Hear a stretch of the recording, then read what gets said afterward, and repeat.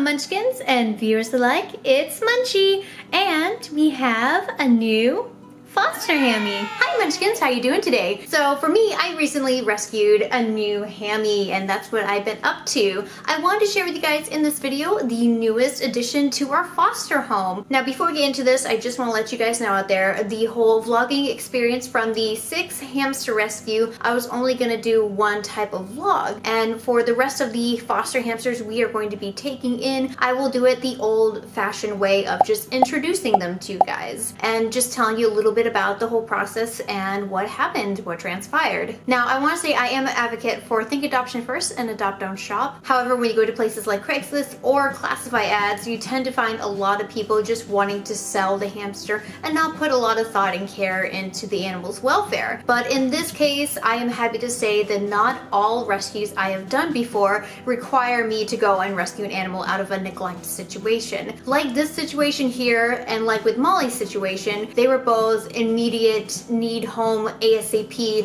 type of Craigslist ads. And whenever I do have some really nice people that were just unaware of their care and I've talked to them for a while, I do like to mention to you guys that these people are nice or I got a good impression from them. But I just want to let those people out there who are kind of skeptical of me trying to tell you guys a little bit about what I was feeling from the person or what I experienced or how it felt to me when talking to a person about rehomes. I'll be honest, I tried to see the positive sides of people rehoming on Craigslist and things like this, but this is just torture and neglect right here. This is super neglect. This right here, right behind me, if you guys are familiar with this type of DIY cage, is an IKEA cage. And this is the cage that the newest foster came in. So let's just jump right into this about this specific foster and why I needed to step in to help rescue this little one. So it all started with my magical computer. Well, technically it's on my phone, but I'm just gonna read you the ad I saw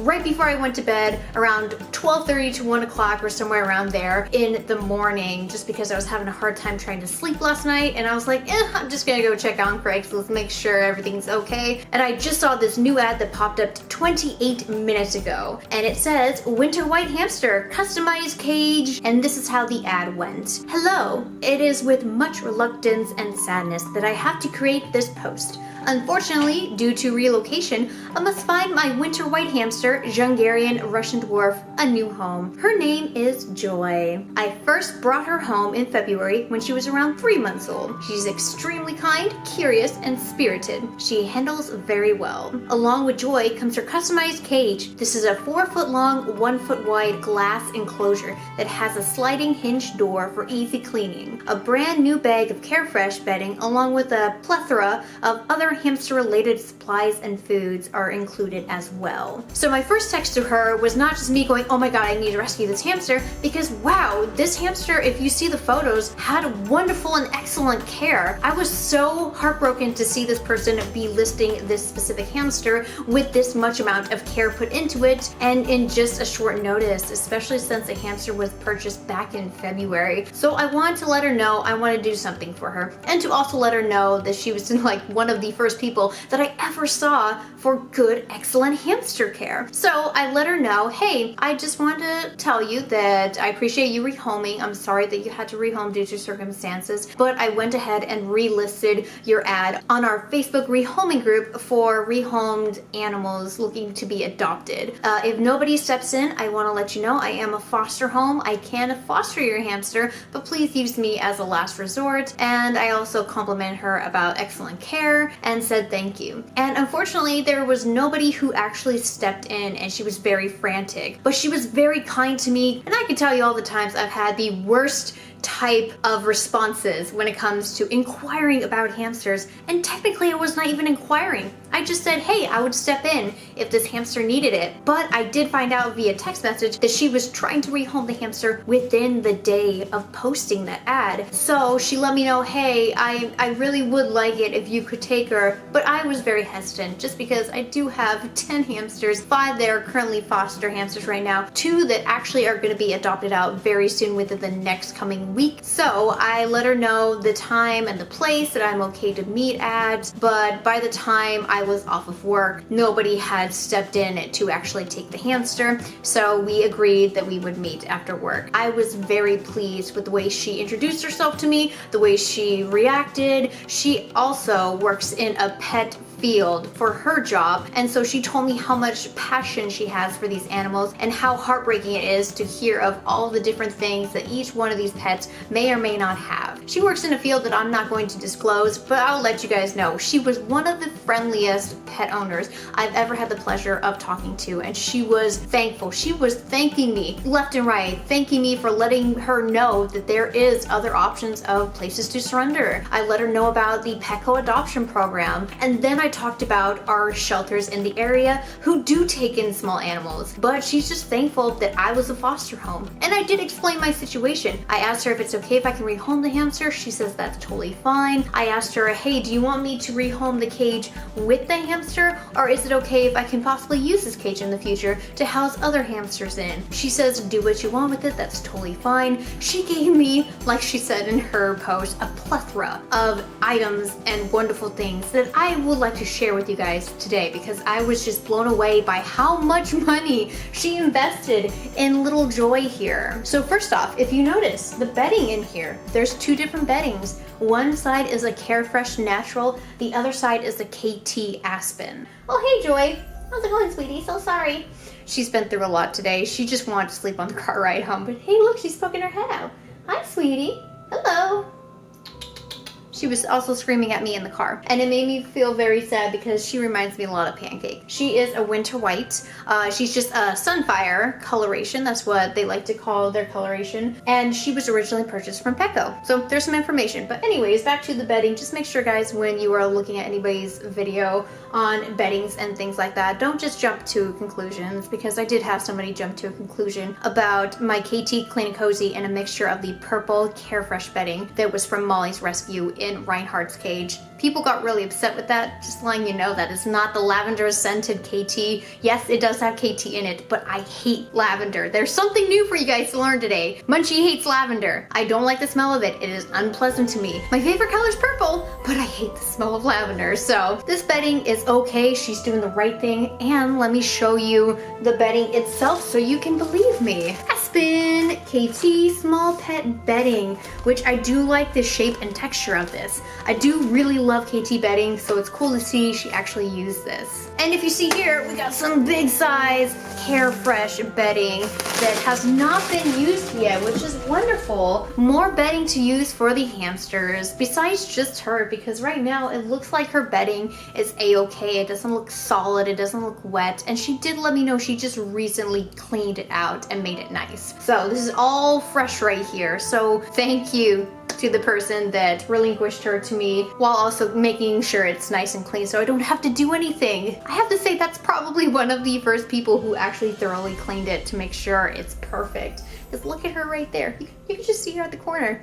She's just curious, looking around. I will probably have to clean that wheel though, because that wheel does look like it got a little bit dirty. And if you see over there, there is a water bottle that I actually was the one that put in there, because the water she was getting was from these right here, these two water dishes that she just happened to place in here. But unfortunately, I don't like that. I do like the water bottle, so I put it there. But as you guys can tell, this does not have a top. So the unfortunate part is Joy could actually climb out of it, but I've never actually seen a lot of dwarf hamsters really climb much. They love to burrow, they love their bedding, they love digging down deep. The only other times I've seen them climb is at Petco, and Petco has kind of like a grid on the back, and they are in, I want to say, not even 10-gallon display tanks. They are in very tiny display tanks, and I bet you the Djungarians in pet stores are actually very bored, and that is probably the reason why they climb, is because they want to explore, but they have such a small amount of space, they can't really do so. Joy here is living a joyful life. She also had two very good foods here. I've never tried Vita Smart before, or Vita Smart. She called it Vita Smart. I call it Vita, Vita, Vita, Vita. Vita, Vita, Vita, Vita. And then we got the Oxbow, which is the Garden Select, which not a lot of hamsters do like, but it has the highest amount of fiber that I've found in hamster food, which is really good for their digestive tract. And besides just looking at the stuff in here. We got like 2 tunnels. We got the atomic nibbler over there. We got a tiny, very, very tiny bridge. We got another bridge. We got kind of a nesting material, which it does look like she did take out the cotton. Bless her. She has her own sand bath that has a little tiny bendy bridge on there, which I think is wonderful. It reminds me a lot of cages you see online and or German cages where they kind of do it in that type of style. And then you see her hide right here, and then she has a bowl, but she has plenty of room to run and experience a fun time in here. I would like to see some more chew toys in here. However, she has probably chewed up her house right here. It's made out of wood, and there are things that she can naturally nibble on, so that's great. I'll just be adding a few more chew toys, but let's move on to other cool things that she included, which I'm so grateful for because this stuff can be included in any new foster cage that I have. So if we get more hamsters in the future, this stuff is constantly going to be reused and reused and reused, and it's going to make hammies very happy when they come into my care. So I'm so thankful and blessed she actually gave all of this stuff to me, including the smiley brush. Smiley, smiley, smiley. But yeah, look at this, a little tiny dustpan. Like, wow. I don't know how often I'm gonna say this in this video, but I love this woman.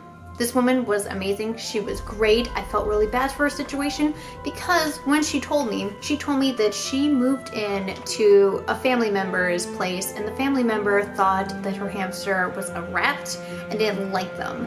And I would say that is very insulting because rats are amazing creatures and they're so social. So it's unfortunate that her family member didn't like her hammy, but it's her rules, it's her house, and unfortunately she has to abide by those rules. So with heavy heart, she did happen to rehome Joy to me. And by me telling you guys this, I'm sorry if I'm babbling in this one, I'm just very happy by me telling you guys about the fostering and potentially getting small animals fostered because there's not a lot of places to do it. It's helping out people. I literally helped out not just Joy here, but her. Here we have Tiny Friends Farm. So this is the best sand ever that I've ever used, and I actually ran out of it, and for a while Amazon was putting it up to $20+, and now it's falling back down to where it was at, which was around $12, but it's actually really expensive trying to get the Tiny Friends Farm. So it's cool that she has it in the cage, and I get to use it for any other hamster who likes it. However, my Syrians really love the granule blend bedding from KT in their sand dishes, so I've been leaving it in there and they've been very happy with that. Next we have another really huge, and I forgot what brand this is, but this brand you can find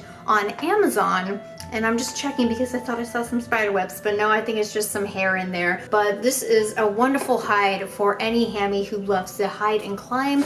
Problem is, it's probably too high, and if she were to climb, she might be able to climb out, so maybe that's why she didn't put it in there. But this could be used for other foster hamsters on my floor right now. It's funny I said floor like I'm working. And then we got the rice pops, which are treats here. We got another food bowl here. So that's cool. You can have food on one side and then the other side, so your hamster doesn't have to go far. She gave me Tupperware with the food in it that she's currently using. And we got some Nature's Miracle Small Animal Scrubbing Wipes. And we have 2 other items. We got, hey, what do you know? It is the strawberry again. And the sand dust bath, which I'm guessing she bought this first, decided she didn't like it, and then just did what she did there with the bendy bridge and just put sand in a corner, and it stayed there just fine. So thank you guys so much for watching Joy's fostering / rescue story. It was a very happy but very sad rescue that I'm really happy that this person knew about good animal care, and she spoiled her little fur baby as much as possible. So I'm sad to see that she had to rehome her, but now she knows in the future if she were to ever get another hamster again, which she does plan on doing in the future, that she will treat them just the same way as she treated Joy here. So thank you to the person out there. I don't want to say your name in case you don't want your name being said, but you were a wonderful human being, and I'm so happy to have met you. Like you said, it must have been fate. So thanks everybody. I hope you liked the video, and if you did, hit like to show your support. Comment down below with anything you'd like to say about this video, Joy's rescue story, and or Joy herself welcoming her into the foster home temporarily. And if you're new here and would like to see more videos from me, please subscribe and be a part of our Munchkin family. Thanks guys, and I'll see you in an updated video of most likely Joy and the other foster hammies. Bye bye!